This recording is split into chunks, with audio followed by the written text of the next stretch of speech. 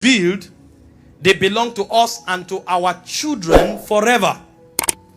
And so the way God works in the plane of revelation is to deliberately make what he has made available to us a secret. For two reasons. Number one, so that the devil cannot access it. And number two, so that anyone who is walking in it will value it. He said, give not holy things to dogs. Give not holy things to swine, because they won't value it. When they receive it, they will throw it away, they will trample it under feet, and then they will despise it. So, for demons and devils not to corrupt what is our blessings, God deliberately makes it a secret.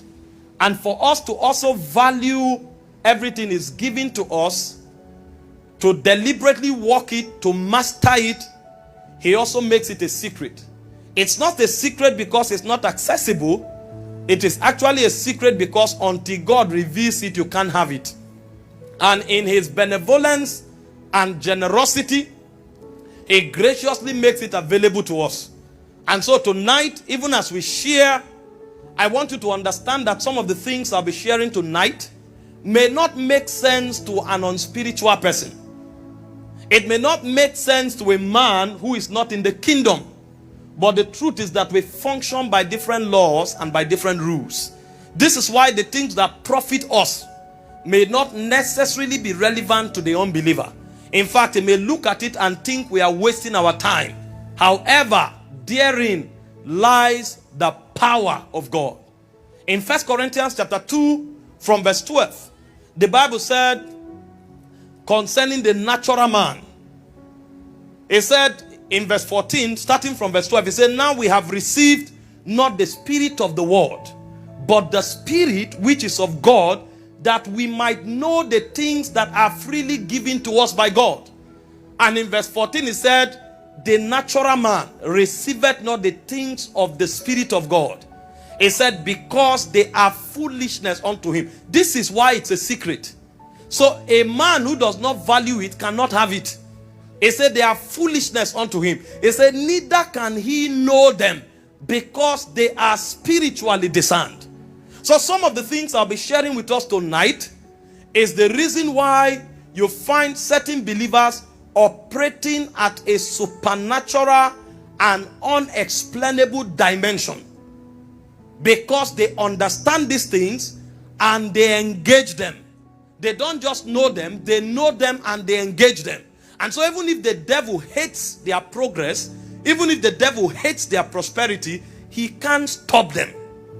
In this same scripture, 1 Corinthians 2 verse 6 to verse 8, the Bible speaking on the excellency of the mysteries of God. It says, howbeit we speak wisdom amongst them that are perfect.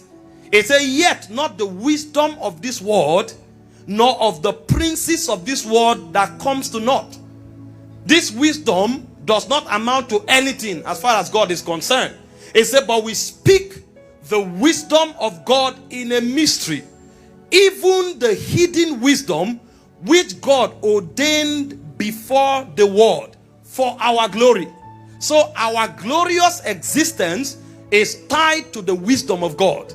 And the wisdom of God is a secret, is a mystery that the natural man cannot know, that the princes of this world cannot know. And in verse 8 it said, which none of the princes of this world knew. It said, for had they known it, they would not have crucified the Lord of glory. So spiritual things may appear simple to you because God has made them available to you, because they have been revealed to you, but they are not simple. The natural man will try for 1,000 years. He will never understand it. It will never make sense to him. And devils and demons will never understand it. This is why when you receive truths like this, you have to engage them. You have to practice them. They are not meant to fill up your notes. They are not even meant to give you new scriptures for you to quote. They are meant for you to make a headway in life.